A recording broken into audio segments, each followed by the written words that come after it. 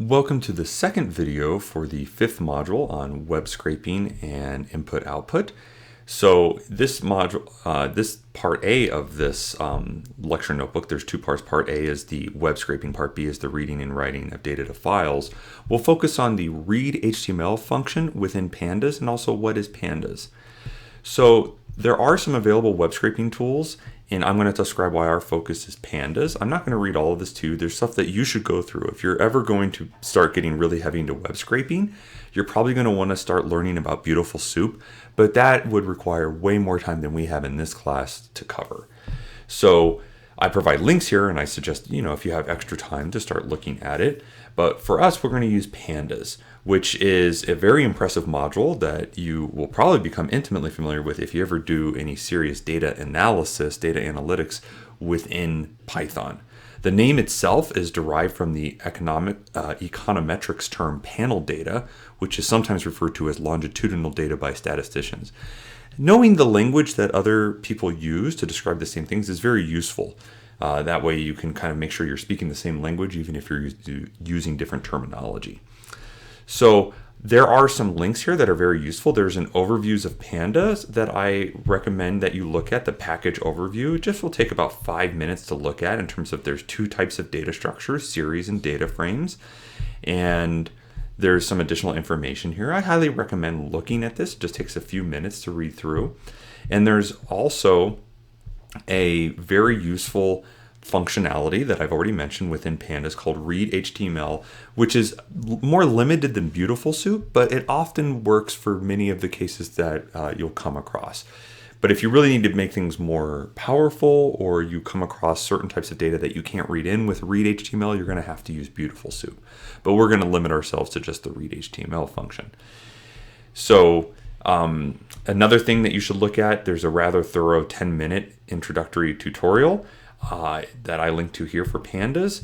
This is the 10 minutes to pandas. I actually think it maybe probably takes a little longer than 10 minutes, but I think if you had about an hour, you could turn this into its own notebook for yourself to look through for your own reference. I highly recommend doing that, actually.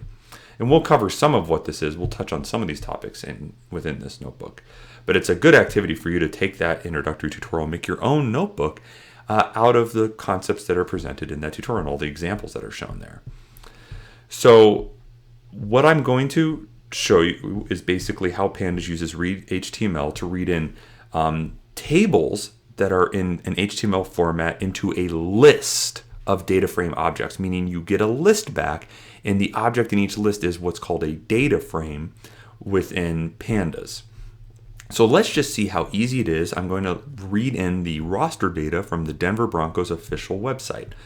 So the first thing I do is I import pandas as PD. That's a very common way to import pandas. Then I create a string variable that is the URL. So often, you could just go to a website and you can just copy and paste the URL, and then you would, copy it there and paste it as a URL variable that is a string. So that's what I'm going to do here. That's a string variable. Now I create a list of data frames by reading in the HTML from that URL. And then it's designed to look for table formats written in the HTML manner so that it can then read it in. So let's just run that. And now let's look at the type here. I'll show you this is a list, and then I'm going to say what the type of the first object in that list is. Notice the list of data frames is a list. And if I look at the first object in it, it is a data frame that is from the pandas data types. If I look at how many data frames are in there, uses the length function, there are 2. So let's actually start printing the structure of the first data frame that's in that list of data frames here. And you see, oh, this seems to be the roster data. You might ask, well, what's the other data frame? I don't think I ever actually am looking at that. So let's go ahead and see the print list of data frames 1. There we go. And this seems to just have one piece of information. So it had some other table data in there for some reason. So let's view the data frame in a visually more appealing way by not using the print function. So normally when we want to print outputs, we use the print command. But I want to show you, this is what happens from that print command. Look what happens because it is a data frame object with pandas. If you just call that data frame object, this is a much nicer looking table, right? It's presenting the same information to the screen, but it's in a visually pleasing more way, or visually more appealing. Now, you might say you're tired of always having to write the data frame. If you know which data frame you want out of the list, you might just go ahead and return that particular data frame from the list that's read by just appending the index to the end of this command. So now this is the data frame for the Broncos roster read in. Now this produces a list, but by using this at the end, I'm returning the data frame in the first component of that list. So now this variable is no longer a list, it is just the data frame. So there you go. When I print that out, I don't have to have this, of 0 here. This is my data frame for the Broncos roster. If you use the head function and you pass no arguments to it, this will print the first 5 rows, 0, 1, 2, 3, 4. Notice this first column is producing the indexing for what the data is. And the indexing starts at 0 in Python. If I want to view the first 10 or different number of rows, you pass an argument to head to say this is what I want to visualize. So that will produce the first 10, 0 through 9. If I want to view how many rows and columns there are in it, just like with NumPy, there's a shape command. So I can look at the shape of this data frame and I see there's 79 rows in 8 columns. Does this seem about right? Here's column 1, 2, 3, 4, 5, 6, 7, 8. Notice this first column is just an indexing column. It's not actually part of the shape. That's just information that's presented for you to be able to say, like, if you didn't have that there and you were looking at, let's say, Darius Kilgo, you wouldn't necessarily know that was the 9th roster position in this table data. You would have to count it out by hand. So this is just this labeling is for convenience on the on this leftmost column, but it's not part of the shape of the data frame. So now with the iloc command, this is an index location. I can view all data related to the first row, right? And I'm using the 0 indexing. And so you notice this is all the data for Isaiah Mack, and it's given from that in that first row because he's in index 0. Right here, the first position. Now I can view all the data related to that first row in a nicer format if I passed it with a brackets. So let's just look at that. Notice that's a little bit nicer. That's presenting it in this nicer data frame view that we can get instead of this view. Just depends on how you want to view the data. If you want to view the last 5 rows of data, you can use array slicing. And there we're using the negative indexing. So we say start at 5 from the end, and then with a colon, this will go through the last set of rows, starting 5 from the end. So there's from Joe Jones down to Shelby Harris, and you can see like this is the last part of the data. And if I wanted to view the last 10 rows, I can make that a -10, or I can make it a -15 to view the last 15, and so on. So the iloc method here, what I'm doing is it's expecting integer inputs for its indexing. So you can also say I want the last 5 rows, and maybe I just want the 0, 3, and 4 columns, which would correspond to the player's name. That's the first column, 0, 1, 2, 3, the height and the weight. So maybe I just want their names, heights, and weights. There you go. Heights and weights, right? This is just doing the slicing, and then this is just sub-selecting from the columns. Now, the location method here, the location attribute, I should say, this allows us to use a mixture of integers and features, but it is label-based. So what does this mean? Negative values are not present in the index labels, right? Look at this. Even though I did the slicing with iLocation, this is expecting indices. This is allowing me to give numbers here. And just like NumPy, I can use negative indexing. But with the loc attribute, you can't do this. This will return an error. Let's just look what happened. Or wait. Oh, if I do -5 on, excuse me, this won't produce an error. It will be interpreted as asking for all rows starting at -5. There are no -5, and it will go to the end, right? So this is just trying to show everything. So if I want to say like print from 47 onward, the player, the height, and the weight, then I can do this. This will use the location to print all of this data. Notice it's going 47 to 78, but I could just ask for the last 5. I could start at, let's say, 74 instead of 47. I think I just transposed those, little dyslexia for myself here. That's why I had 47 before, but that's okay. Play around with it. And you can just see what you want. Now, the main thing to again realize here is this is not iloc, it's loc. Iloc is index based, so it's expecting numbers. But if you want to use labels, like you're like, I don't want to worry about remembering which number the player name, the height, and the weight are. I just want to give them the labels for the columns and return them. Then you want to use the loc attribute, but then you need to use slicing based on positive integers, or non-negative integers, I should say. You can't use the negative values and expect to get what you had here. That's the basic message there. There's multiple things to do. So I have a suggested activity, which is to create some code cells below. I just have one here, but create many and explore more differences between loc and iloc to print out some specific rows and columns of data from this Broncos data frame. There's also some interesting style options that you can incorporate for aid in visual inspection of data. So for instance, you could use a .style.bar for this data frame, and then you can say for the subset age and weight, let's look at what that produces. These produce bar graphs so that you could start to see what the differences are in age and weight, or basically how does somebody stack up based on their age and weight. So here's for weight and their age, because these are float, these are numbers that you can say, okay, 299 pounds. Like if you look at the size of the bar, you're getting a sense of, what how they compare to other people in this data frame. So if you were looking for the oldest person, you would look for the bar like this. If you wanted to quickly look at it, say, oh, 35, that's pretty old compared to others. You can just find it more quickly with this shading in the bar graph. And you say 328 pounds, that seems like one of the heavier players. And 180 seems like one of the lighter players. And if you just kind of scroll through, okay, 178, you're actually going to find maybe data you're looking for if you're just trying to do a quick visual sort in your own mind. Just by scrolling through and looking for this. Okay, 170, there's no bar. That's the lightest player right there. That's a light NFL player.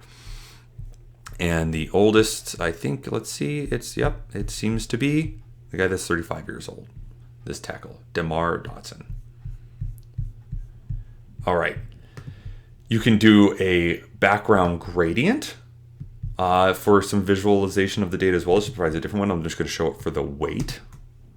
So now the darker values for the gradient are going to be the larger ones, and the lighter values will be the lighter ones. So there's different ways that you can just visualize the table, the data frame, or columns of the data frame or subsets of it in order to get a sense of the variation in the data that you're looking at. It's just something to play around with. Sometimes it's convenient to use, especially if you're presenting it to somebody else and you want to draw their attention to specific information. And do you want to do it based on the shading of the color or the length of a bar? Like, these are options that are for you to choose. Then I create this user-defined function. I want to maybe just figure out who are all the guys on the roster, all the Broncos players whose weight is greater than or equal to 300 pounds. And then I'm going to shade it yellow across the whole row, so across the length of the columns, if they're over 300 pounds. And then otherwise, I just want to make it black to black it out. So this is a good way to kind of filter data with this. So I'm actually going to split this. You could split the cell here, but I create the function and then I'm going to call the function. You notice it's the style that I'm going to apply to the data frame to view it. And I'm applying this function and I'm doing it across axis 1, right? So now this is where we're looking. You can see what happens if you try to change this around. Notice how now only the guys, the players who are over 300 pounds, 300 or heavier, are highlighted in yellow and everyone else is blacked out. So that's a good way to filter and just kind of scroll through and say, these are only the players I want. You might also say, I want to look for people that are maybe between 200 and 225 pounds. You would just have to add, an and condition with some logic, in this if command, if you wanted to, or create a different function, maybe define highlight between 200 to 250 or whatever it is that you wanted to do. You just create your own user-defined function. You can call it whatever you want and apply some colors. Again, I recommend doing such activities. Here's another one. I highlight, let's say, just the wide receivers. If I just want to say, okay, there's all that data, I want to just look at who the wide receivers are. I look for the position, and I say if it's a wide receiver, if it's equal to a wide receiver, make it yellow, make it black otherwise. And I, again, apply that function across that axis.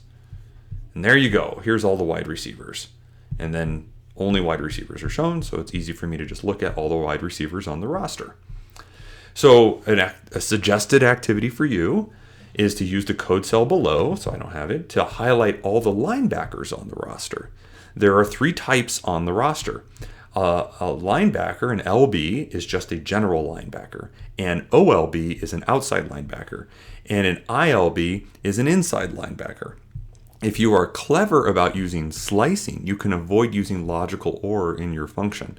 So if you're just looking for the position, right, you could say it's possible for you to look for the position that if it's a LB, or if it's an ILB, or if it's an OLB.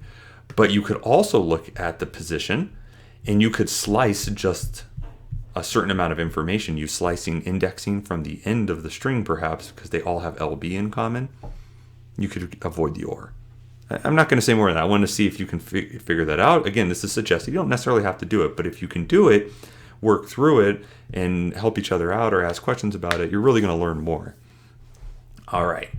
Now for some more useful built-in methods in pandas to manipulate and interrogate the data frame objects. We can look at all the columns if we just want to know all the column names if you weren't sure. This is a index list, right, within the data frame. And you can just say, like, if you just imported a data frame and you just wanted to see if it had a lot of data, just what are the labels for all the columns? You would see this is what it is. It's player, it's their number, what their number is, their jersey number, position they play, their height, weight, age, experience, and college. And this variable is an index data type within pandas. If you wanted to see what types of data types are stored in each column, then here you go. There's float 64, there's objects, ints, there's floats, ints, floats, objects. And if you look at the data in a column, it's easily accessible using this dot convention. So if you just wanted to see the player names, you just do the data frame Broncos, that one, df_Broncos.player. That creates this names variable. I'm just basically extracting it out from the data frame and I'm printing it out. Now here's a list of all the names.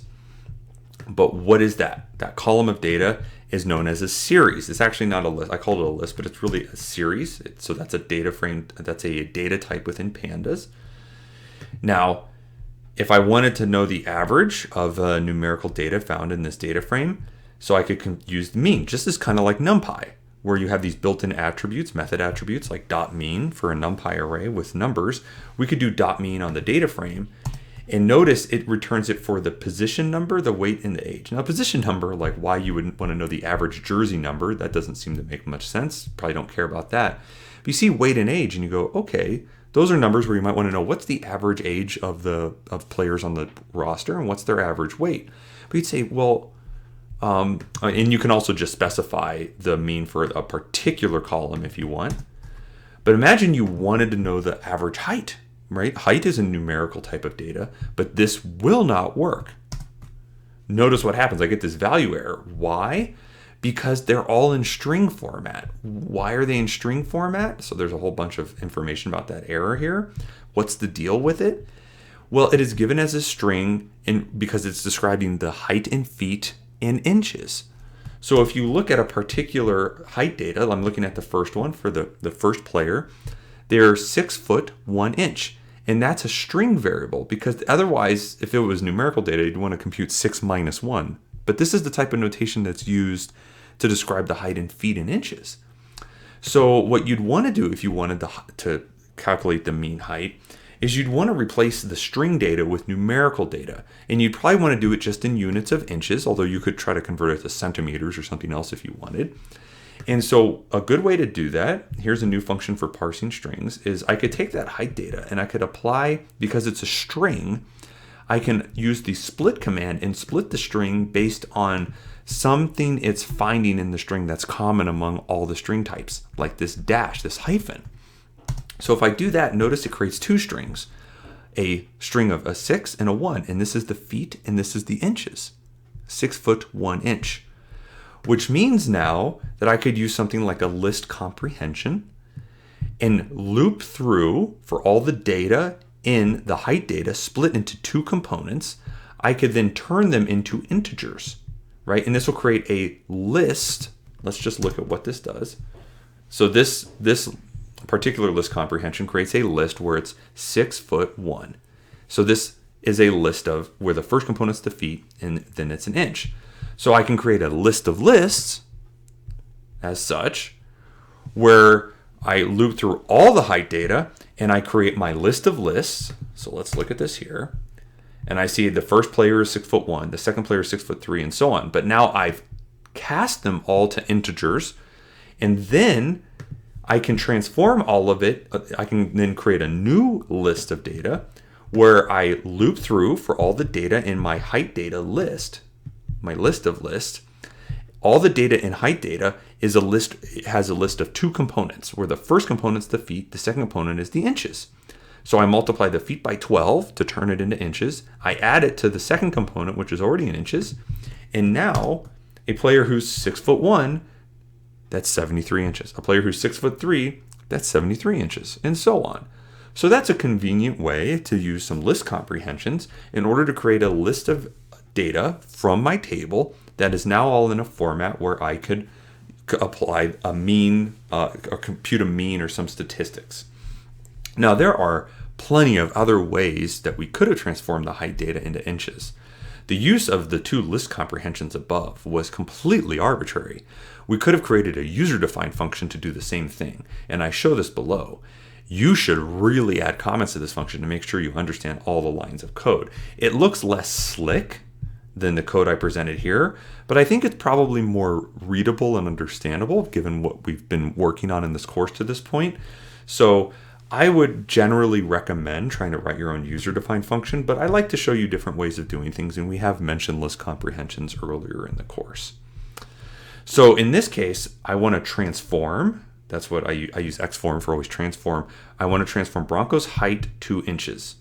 So what I do is I create an empty list, and for each, I loop through all the height data. So I figure out the length of the height data and I loop through it. And then I take that data and I split it according to the hyphen. So now it's in two pieces.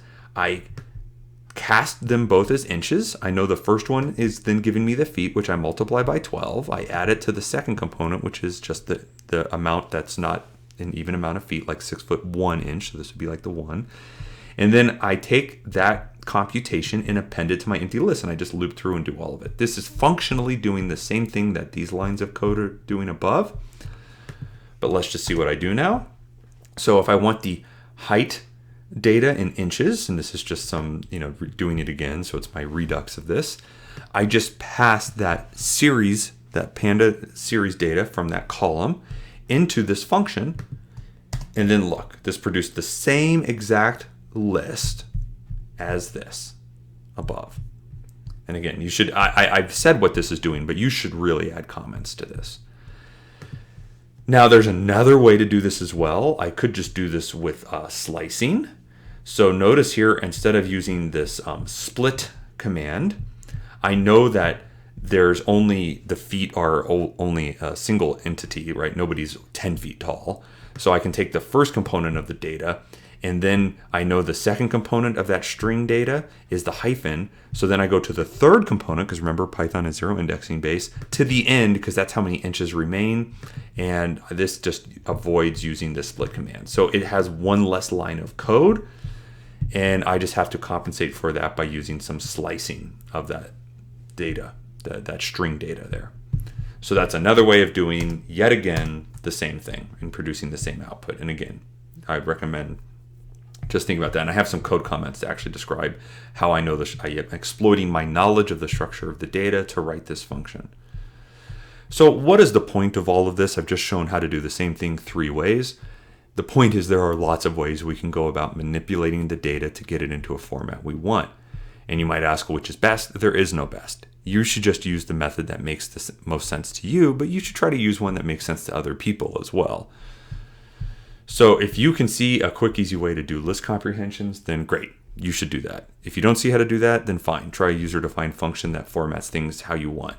Does the data have a regular or predictable or repeating structure to it that allows you to use array slicing techniques or other methods? Does it have some type of string character or characters that you need to get rid of? Maybe the answer to all of these is yes. That's just going to mean you have a lot of options for how you go about changing the data into a format you want it to be in.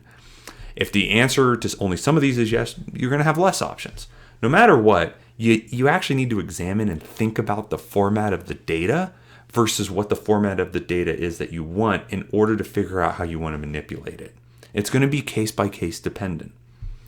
Now, I've transformed this height data to inches, but if I look in the data frame, it's still the same thing. So if I use this command right here, this will overwrite the data in that column into height data in inches. So notice this. Now when I look at my height data, it doesn't look like, if we go back up to here, excuse me for scrolling, right? It doesn't have this format where it's like 6-1 for feet in inches.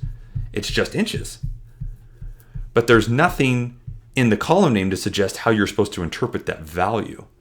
So if I looked at that, I would say you should rename, so take that data frame, rename the column height to height in inches, and I do this in place, which means we change the actual data frame variable, right? This is kind of like, we've seen in place type of operations before. So this data frame is this mutable object, and we're saying do this in place. So this just will completely change that data frame for the Broncos. So now this is height in inches. So now if somebody was looking at the data now, they'd go, oh, I see 73. That's in inches. And if you then just, again, look at that column, it's in inches. But if you were to try to look at this, the .ht, that doesn't exist anymore. And now when I compute the mean, because this is a type that's an integer type now, it's an actual number instead of strings. Before we only got the weight and the age and the position number. Now we actually also get the height. So we see the mean height is 74.1, a little over 6'2". Generally, football players are kind of big. They're kind of tall, kind of heavy, 243 pounds. What about cleaning up other types of data to be more amenable to statistical analysis? Sometimes data is missing. For instance, age data is sometimes not available, or it's incongruent with the forms of other types of data. For example, in the above data set, experience, which is listed as EXP, that's the column name, is given in years. So let's look at that real quick. So here it is. I'll just look here. Notice experience is given in years, but if you have a rookie on your roster, they have an R. So some data is numerical and others is alphabetical. And so if you look at that and you say, well, I want to know the mean experience, right? Like you don't have that in the data, and you might want to know what's the veteran makeup on the roster? What's the average years of experience of being an NFL player on the roster? Are they an experienced team or an inexperienced team? Well, you can't compute the mean of that data yet because it's a mix of strings and numbers. But of course, just like with NumPy arrays, it's going to make everything a string variable in order to be stored as a single data type in that column. So if you wanted to compute statistics relating to the experience of players on a roster, then to basically quantify the collective NFL wisdom, this is immediately problematic. So the way we could fix this, if you wanted to study the experience, is you could take the experience and you could use the where function in NumPy, np.where, and then you pass it the array of data from that series that's given by the column of experience as such, and you're looking for where that's equal. So we're using the comparison operator equal, where that's equal to the string R. And then we just want the first component of this, which returns to us all the indices. So let's look at this. Oh, I haven't imported NumPy yet. Yeah, we need NumPy. So if you haven't imported yet, there you go, NumPy. Sorry about that. Now I'll scroll down. My apologies. Okay. And here we go. Now these are the indices we see where we have all the rookies. Yeah, like the first component, which makes sense. We see that here, right? The first component is a rookie here. It might be different when you run this if the roster information gets updated. So now what I can do is I can pass that indice variable. This is this variable now. It's a list of indices into the loc function, right? Which allows me to pass non-negative numbers for my rows and then a column label. And then I write this. This allows you the mix of numbers and labels. And then I'm going to make it 0 in all those locations because rookies have no NFL experience. Now, when I compute the mean of that data frame, now I see that that value is actually still not there. Okay, so what's going on? The data type is maybe not what you think it is. That's why I had this. So if I look at that 0th entry, you see, well, that looks like 0. If I look at the first one, I see that it's 2. So actually, it's this mix of, I said this wrong before, and my apologies. The series data can have a mix of data types. But if you're trying to use the mean command, if you're trying to compute a statistic like a mean, all the data types need to be numerical in the series. And they're clearly not. And the reason that they were a mix, like, well, why was that a string to begin with? And that was why was this a string and not an int? And why is this now a number and this wasn't? Well, when it first read in the data frame, because there were a mix of letters and numbers, it just cast everything as a string because that was the most flexible data type to explain all of the data. And then even though you might be able to rewrite numerical values in some, others are still going to stay as strings. So then I can use, just like with NumPy, I can use as type with int, and now this, not just that, well, let's do this one. This is now a 2 instead of a 2 with ticks, right? So this is an int instead of a string. So now finally when I compute the mean, here we go. The average experience is 2.9. So under 3 years of experience. And that might explain why the Broncos don't have such a good record.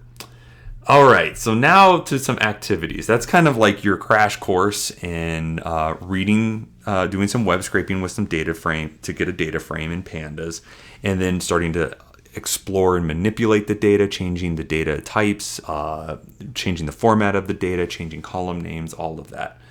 So what I want you to do in your activity is read in the Nuggets team roster data from ESPN, and I provide the link here. I want you to transform the salary into floats and label it into salary in US dollars. And that's the label needs to change. And I want you to change any missing salary data into NP dot, not a number, NAN. And I ask you a question: why do you think such important data such as salary may be missing? You don't have to have the right answer. I'm just kind of curious if you can find it if you do a little search, but it's something to think about. Why would such data be missing? Like, why is some data missing in here? Like we can have this guy's age, for instance, is missing. It's not a number. How is that possible? How do they not know how old this person is? Sometimes there's just missing data. That's common. So you need to change missing college data for the Nuggets roster data into a string that is N/A, not applicable. Why do you think such maybe unimportant information may be missing? Does it matter what college they played at? Why do some players have information about which college they played at and others don't? Change the weight and height columns similarly into floats and relabel these columns, just like I had you relabel the salary columns into weight in pounds and height in inches. And then compute some statistics on certain columns and comment on the results. And do that in a markdown cell. So that's a pretty comprehensive analysis. You can use a lot of what I showed you for the data frame for the Broncos to guide a lot of what you have to do here. Then I ask you to also look at Nikola Jokic, the MVP candidate from the Nuggets. You can look at his statistics on ESPN, check out the webpage, see how many different tables are read into the list, show and discuss what some of these different tables contain. Repeat the above to read in the postseason data, and you'll have to search on the webpage for how to access his postseason data. I showed this in the first video regarding Jimmy Butler. What if you tried to get this data from basketball-reference.com or NBA.com? Try it. Comment on any difficulties you encounter and try to explain them. This might be related to if the data is in an HTML table or if it's maybe within like something like a Java applet. In fact, you might find that it's not even possible to read in this data from a web page, even though it looks like the data are available on the page. So try to see if you can figure out why. Just explore a little bit. So that's the end of the part A. Maybe it doesn't take too long, but there's a lot of things to explore and have fun with, and you can try scraping data from other websites, making your own activities, and just kind of, having a lot of fun with it. It's fun to start manipulating real data that you can find from any web page that you're interested in. So that's it for this video. The next video will be about reading and writing data to files.